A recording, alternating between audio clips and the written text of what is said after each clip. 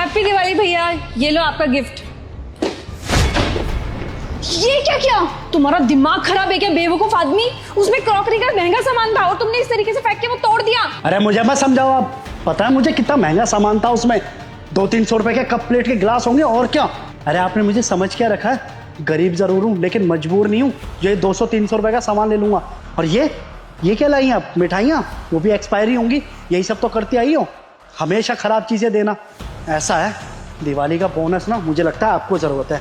ये पकड़ो पैसे और खुद बना लेना दिवाली। और पैसों की जरूरत हो तो बता देना मेरे को, लेकिन मुझे आपके यहाँ से कोई भी दिवाली नहीं चाहिए। जाइए यहाँ से। ये कैसी बदतमीजी की तूने मेरे साथ आज? एक तो मैं तेरे को आज दिवाली देने आई थी, ऊपर से तूने मेरे मुंह पे ये पैसे मारे और इतना महंगा गिफ्ट तोड़ दिया। मैंने ऐसा किया ही क्या है जो तुम मेरे ऊपर इतना ज्यादा गुस्सा निकाल रहे हैं? एहसान नहीं किया आपने कोई। दिवाली का बोनस जहाँ पे काम करते हैं ना वहां पर मिलता है, और आप कोई महान काम नहीं करने आए हो। लेकिन ये तुच्चे मुच्चे गिफ्ट देके आप मेरे को क्या साबित करना चाहते हो? हाँ, कि मैं गरीब हूँ तो आपके यहाँ से कुछ भी ले लूंगा? ऐसा है मैडम, मुझे ना कमजोर समझने की गलती मत करना। आई बात समझ में? और मेरा दिमाग खराब तो करो मत आप। यहाँ पे काम कर रहा हूँ सिर्फ राहुल साहब की वजह से, वरना तो मैं इतना पढ़ा लिखा था कि 10, 15, 20, 30 हज़ार रुपए की जॉब कहीं भी कर सकता था। लेकिन उनका व्यवहार अच्छा है इसलिए यहाँ पे काम कर रहा हूँ। लेकिन आप तो मेरे सर पे चढ़े जा रहे हो। ऐसा है, अब तक मैंने जितना सहना था ना सह लिया, अब नहीं सहूंगा। ये अपना तोहफा पकड़ो और निकलो यहाँ से। कैसे बात किए जा रहा है तू बदतमीज मेरे से? अभी तक चुप थी ना मैं सिर्फ और सिर्फ राहुल की वजह से, लेकिन मुझे लगता है ना तो कोई थप्पड़। मैडम, अपने ना घर वालों पे हाथ उठाना वो सहेंगे आपकी, मैं नहीं सह सकता। और आपसे हाथ जोड़ के बोल रहा हूँ, आप औरत है इसलिए पहली बार समझाया। अगर कोई आदमी मेरे साथ ऐसी हरकतें करता ना तो मैं उसे बताता कि मैं क्या चीज़ हूँ। आई बात समझ में? आज के बाद मेरे पे हाथ उठाने की गलती मत करना। आप निकल जाओ यहाँ से। तू तो गया बेटा। आज दिवाली में बोनस और सैलरी मिलती है ना, बोनस से तो तूने हाथ धो ही दिए, और सैलरी तूने जो काम किया है ना आज, उसके बाद तो तेरे को एक पैसा नहीं दूंगी मैं। एक फूटी कौड़ी नहीं मिलने वाली तेरे को। रुक जा, आज के आज मैं तेरे को नौकरी से निकालती हूँ। रुक जा तू। हाँ जाइए, जिसको जो बताना बताइए, डरते नहीं हम किसी से। दिवाली का बोनस देंगे हमें।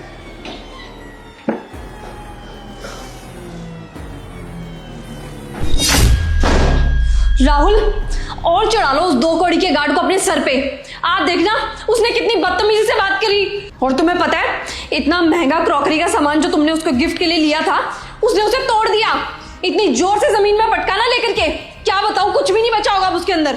और तुम्हें पता है, मेरे मुंह पे उसने अपनी जेब से निकाल करके पैसे मारे।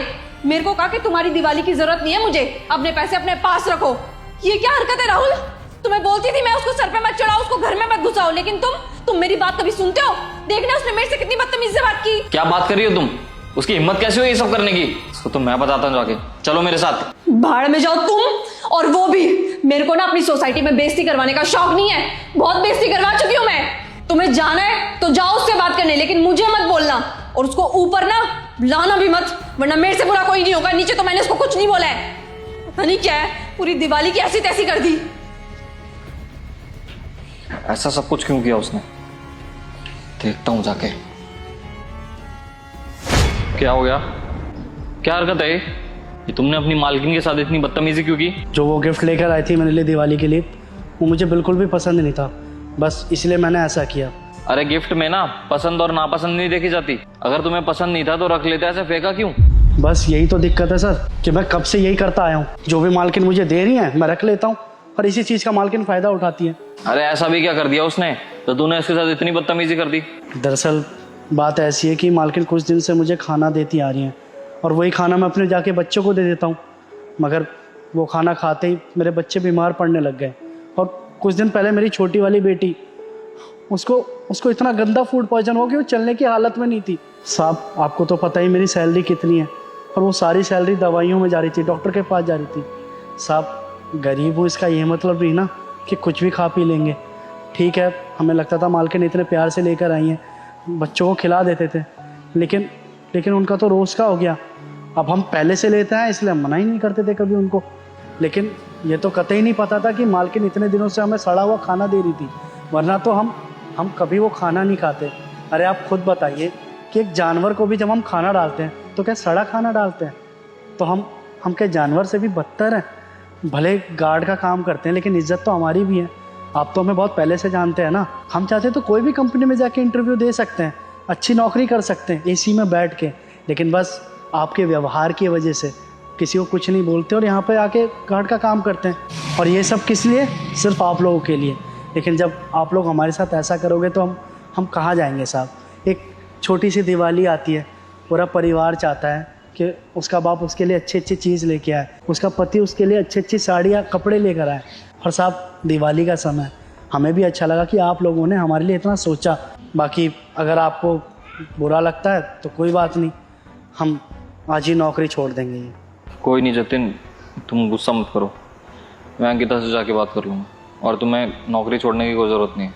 और वो गिफ्ट प्लीज़ अपने पास रख लो, हमने बहुत दिल से लिया है। साहब हमसे बहुत बड़ी गलती हो गई कि हमने ये गिफ्ट फेंका। आपने दिया तो हम ये गिफ्ट तो दिल से लगा के रखेंगे और सबको बताएंगे कि ये गिफ्ट आपने हमको दिया है।